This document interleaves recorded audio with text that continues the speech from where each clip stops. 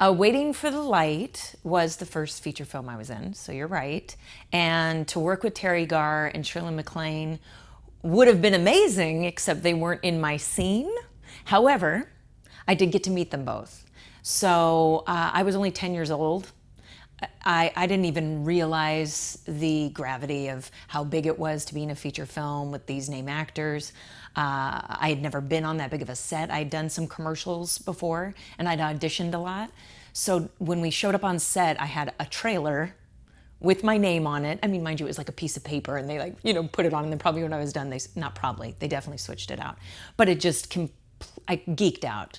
I was just a poor kid who lived with my single mom, me and my sister, and this was a dream come true. And Shirley MacLaine introduced herself to me, which I guess I heard she did to a lot of the people, especially if it was their first film or their first day of shooting. And what she didn't know is I'd already seen a lot of her movies because my mom was an Uber fan. So I started talking to her about other films she was in. And then Terry Garr, I got to see, she was in her robe walking into makeup, and my mom was like, "That's Terry Garr." I was like, "I know, she's from what was it, Mr. Mom." I'd seen her in Mr. Mom. So I just went up to her and I was like, "Nice to meet you, Terry." And that was it. And then went through makeup and that whole ordeal, which that was also a trip. I'd never even worn a stitch of makeup in my entire life except in some commercials.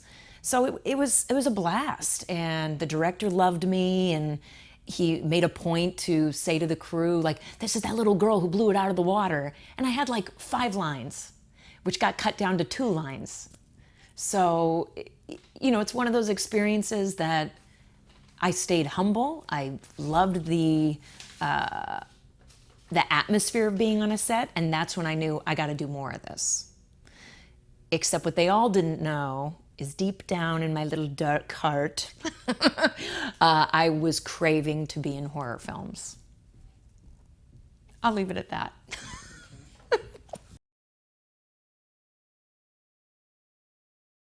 So segueing from the fact that, because Waiting for the Light, I was 10 years old.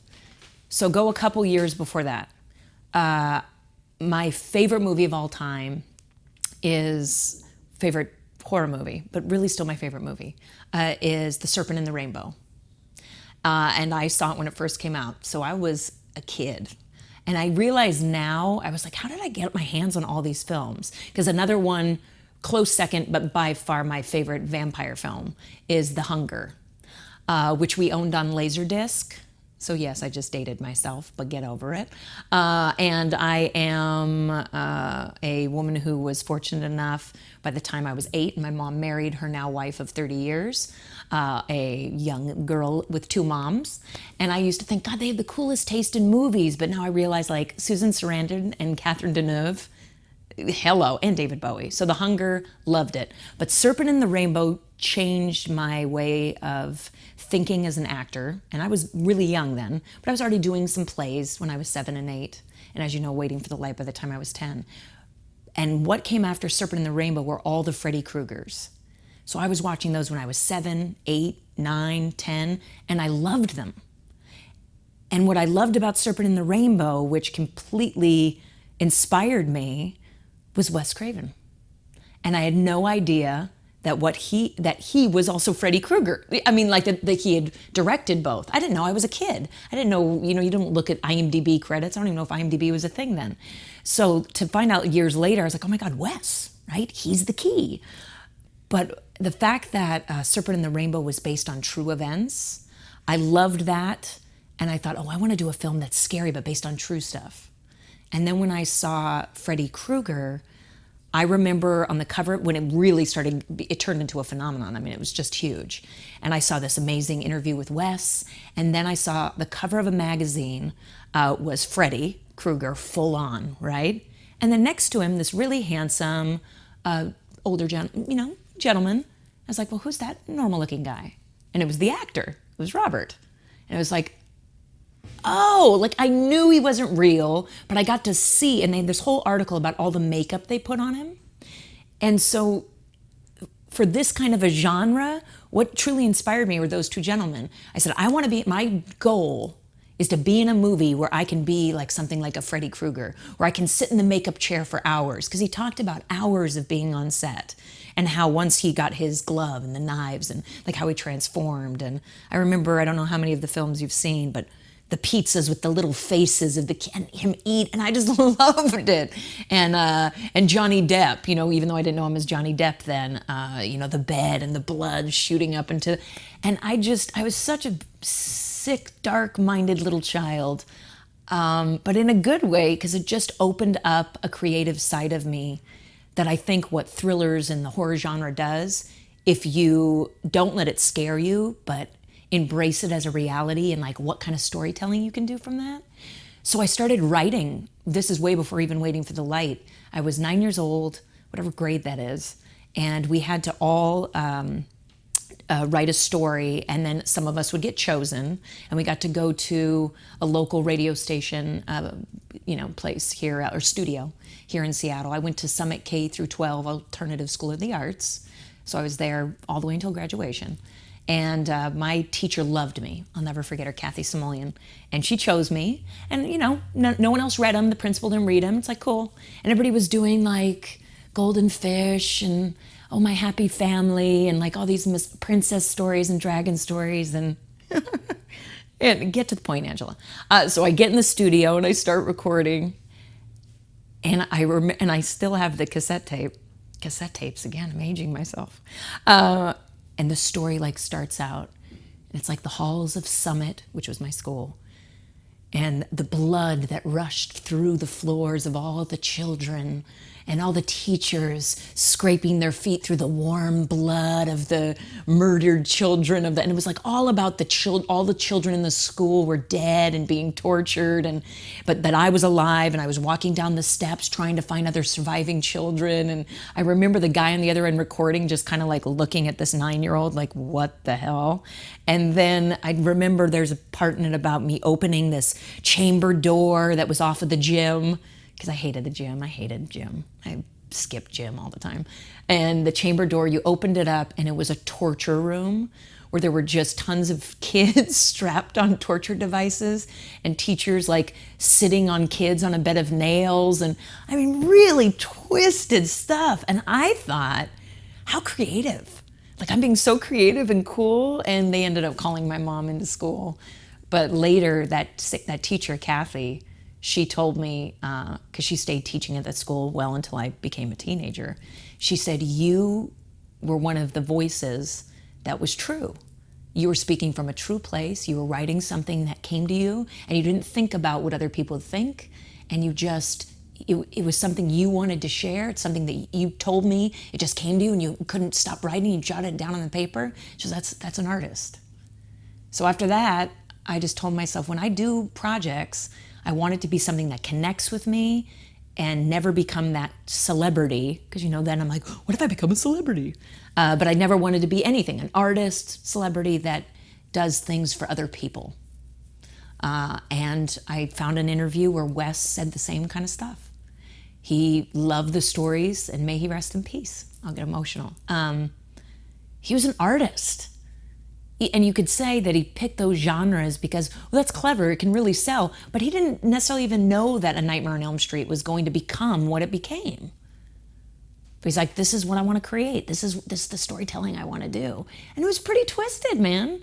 I mean, I don't know if a lot of people really think back. It's like Robert's character is like a pedophile who then whose parents kill him, basically, and then he comes back for their kids. That's twisted. It's so dark. It was so good. But yet, he knew how to show humanity in certain parts, even through the horror. That was a long tail on that kite, but I hope that answered that question.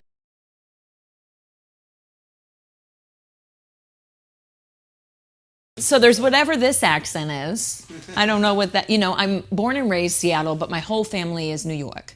So they're all East Coast, which means I was raised by all East Coast, which means my mother has been here my entire life, but every time she gets pissed, she gets really, really, really Staten Island. So like New York just comes very natural too. I do a lot of British. I've done a ton of British. I've done a lot of British on the stage. I've done some British for some of the feature films that I've been in, but also like Cockney, so I could do different layers. It doesn't have to only be upper class. It can also be a little bit more grungy, a little bit more, and not saying that these are spot on by any means. With a dialect coach, obviously, I'll tweak those. I just came off a show where I was Chick Boyle and I did the Southern dialect, and she was a little bit of a bitch, but it was only because she just wanted people to rise up to her level, and she was just trying to make sure her cousins knew that God did not like the route that they had taken. What else have I done? I did Italian, but oh, my grandma hates me. Really, really caricature bastardized Italian, which was in Boeing at the Rep. So it was Gabriella, the Italiano, but very, over the top, and but never speaking the Italian, but very the things that anyone would do when they think, oh, I'm going to speak in Italian. Why do I have to do this with the hands? And those are like in the pocket, meaning if I got cast in a role in any of those, cool. I've been asked to do Latina before, which I'm not going to do, which I was able to do once I had a dialect coach, but definitely not in the pocket. I've been asked to do Russian, same thing, I'm not going to do that. Once with a dialect coach, I felt okay, but I would say those other ones are better. So what is that? That's like 5-ish.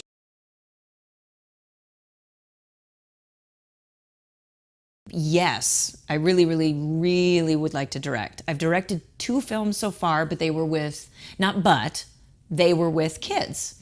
I do, through my company, I'm head director, I'm the director of the youth division. It's a big reason why we even started Mighty Tripod Productions and that's not me trying to like plug my company, but it's true. The reason I did it is exactly what I'm telling you guys, is when I was a little kid, and like I told you, my mom we lived in the projects here in White Center, which is a little, side part of the world of Seattle. And again, it was my mom and me and my sister, and she didn't have any money. She was at that time a taxi driver, like I said, so she couldn't pay for me to go to a lot of classes, and a lot of the classes offered then, years ago, were not financially reasonable. So when I told my husband, I said, if we're going to start this company, I want to make sure I'm giving back to the youth. Because there's a lot of actors in this town, and it's a huge theater town, but there's not a ton of education for actors for the camera. So I said, I want to be able to work with kids, especially the kiddos like me that were doing theater but didn't know how to go to film and like scale a little bit. Because you could be theater and you could be big and you're talking to the audience, and right? But then you also need to be able to know how to be big and still talk intimately with just a camera. So we started our company, and then from that I started doing more outreach programs. So volunteering my time to schools, to organizations, to community centers, where without charging them, so I could work with kids, whether it was using acting for sex and life and drug awareness. I worked for a great company here in Seattle. I'm not sure if I can say their name. So a company, though, that works with kids who have been permanently kicked out of the school systems, and they go through this program and get their GED. So a lot of them, it was drugs, or a lot of them it was weapons, or a lot of them it was just wrong place, wrong time. And that was like the most empowering and amazing feeling, the work that these kids made. So I directed something with them, and again, like short films. And then I also work with Explore West, which is elementary middle school here, and I work with those kids every single year, and this just started last year, so it's only been 2 years. And I told them I will volunteer and make a short film with you guys every year. So I've worked with kids before, so my next big step is adults.